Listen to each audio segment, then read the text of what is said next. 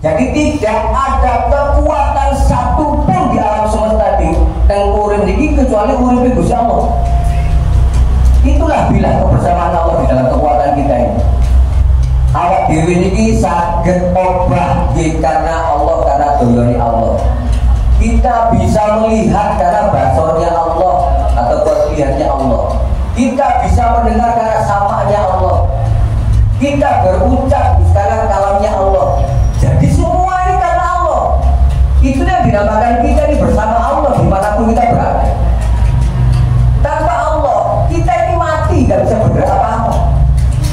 Jadi yang menggerakkan kita ini Allah, yang membuat kita bisa melihat ini Allah, yang bisa membuat kita mendengar ini Allah, yang bisa membuat kita bicara ini Allah. Itulah kebersamaan Allah bersama kita. Namun dalam hal ini kita dituntut kesadaran itu. Sudahkah kita menyadari bahwa di setiap waktu dimanapun kita berada kita bersama Allah? Ini yang perlu dipertanyakan. Apakah hidup kita hanya bertumpu atau membutuhkan dunia? Nah, ini tauhid ini rotok tegas bu, ini masalah bagian ini. Karena kita seringkali tertipu oleh dunia, seringkali lupa oleh Tuhan kita Allah karena urusan dunia. Bahkan Al-Quran sendiri mengatakan dunia adalah tipu daya. Jadi pulau balik, dunia ini adalah tipu daya. Bagaimana caranya tidak tertipu oleh dunia? Ini ku mau pikiran, hati, dan perbuatan kita hadapkan kepada Allah. Pikiran, hati, dan perbuatan kita harus sambung kepada Allah. Apapun yang kita lakukan. Jadi ibadah lo mau, ibadah mahdoka, ibadah muamalah amaliyah. Ini harus menyertakan Allah, harus atas nama Allah, harus hanya untuk Allah, harus bersama Allah. Tanpa itu semua buke, lo tegaskan apa yang ibu lakukan, bapak lakukan ibadah apapun, tanpa ketersambungan pikiran hati kepada Allah, ibadahnya ini boten sah. Niki konsep tauhid. Saya coba menaikkan pemahaman ini. Jadi tidak seperti binatang ternak, digiring kono meleng kono, digiring rene kono rene. Sampai aku mengatakan begitu. Jangan kau seperti binatang ternak. Kamu harus tahu ilmunya terhadap apa yang kamu lakukan. Kata Quran begitu. Jangan melakukan sesuatu tanpa tahu ilmunya. Quran pun besok itu. Jangan sampai kau seperti binatang ternak. Kalau bebek itu digiring kono, digiring kono rene.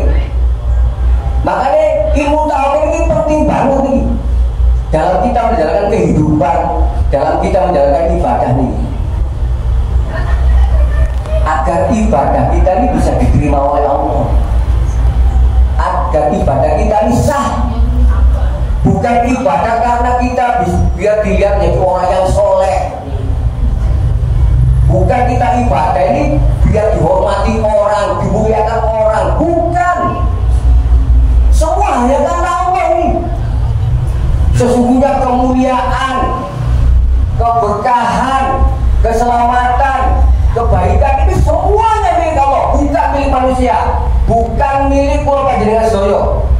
Tentu di kalimat ini, pendinten sampai motor itu bu, Pak, pendinten sampai motor. At-tahiyatul mubarakatus sholawatut thayyibatun lillah. Segala kemuliaan atau kehormatan, keberkahan, keselamatan, kebaikan semuanya milik Allah, bukan milik kita. Jadi jangan sekali-sekali di dalam diri kita ini tertanam ingin dihormati, ingin dimuliakan. Itu menentang haknya Allah itu. Sok berilmu, sok ibadahnya paling segep, biar dihormati, biar dihargai. Segala kemuliaan itu milik Allah. At-tahiyatul bendinten sampai motor ini. Jadi jangan sekali-sekali tumbuh di dalam hati kita ini, dalam ibadah kita, dalam bentuk apapun kita ingin dihormati, kita ingin dimuliakan. Anda kesombongan itu milik Allah, bukan milik manusia. Jika kesombongan itu ada pada dirimu, berarti kau tak ubahnya sebagai sosok iblis yang nyata di dalam dirimu. Kenapa demikian? Karena iblis itu sifat, Bapak ya. Iblis itu sifat. Jadi ngeten, kenapa iblis dikatakan sifat? Dulu itu ada yang namanya jin. Jin itu, nah dia itu tergolong jin yang paling takwa di antara jin-jin yang lain. Nah, karena saking takwanya dia kepada Allah, diangkatlah dia ke surga. Sampai para malaikat pun jadi anak buahnya. Nah, kemudian karena sanggiro para Allah, diturunkan Nabi Adam. Jin yang menguasai surga dan yang menguasai para malaikat disuruh sujud kepada Nabi Adam, tetapi tidak mau. Nah, jin inilah baru disebut iblis. Jadi iblis itu bukan sosok, iblis itu sifat, yaitu sifat kesombongan. Berarti nek orang sombong, nek orang ibadah hanya kepingin dihormati dan dimuliakan biar terlihat keren, itu mono iblis.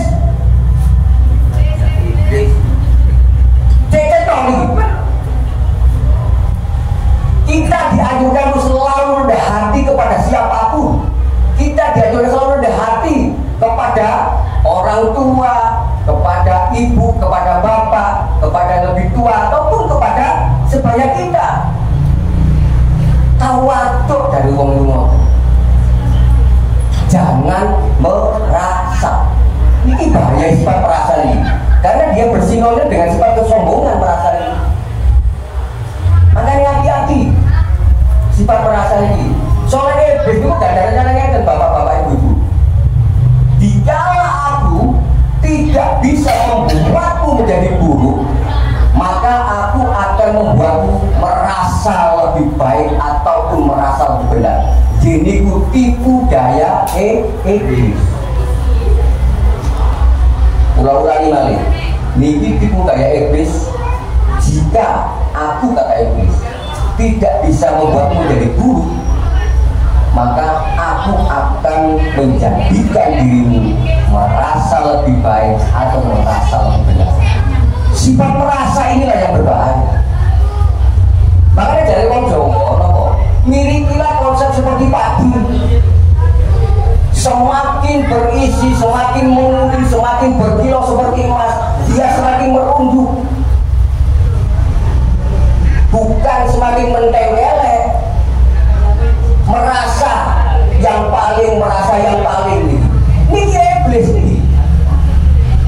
Jadi nopo memang ajaran kafir ini keras dalam hati nopo umpama orang bau niki neye nek gak bisa dibuka secara perlahan dicotok niki ajaran kafir nggak usah diulang-ulang ya.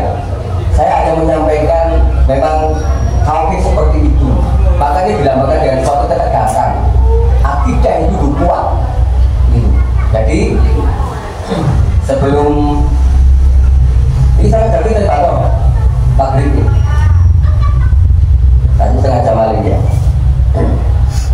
Tadilah dasar tauhid ini perlu karena awal kita menjadi seorang yang muslim, awal kita menjadi orang Islam, kita mengucapkan tauhid.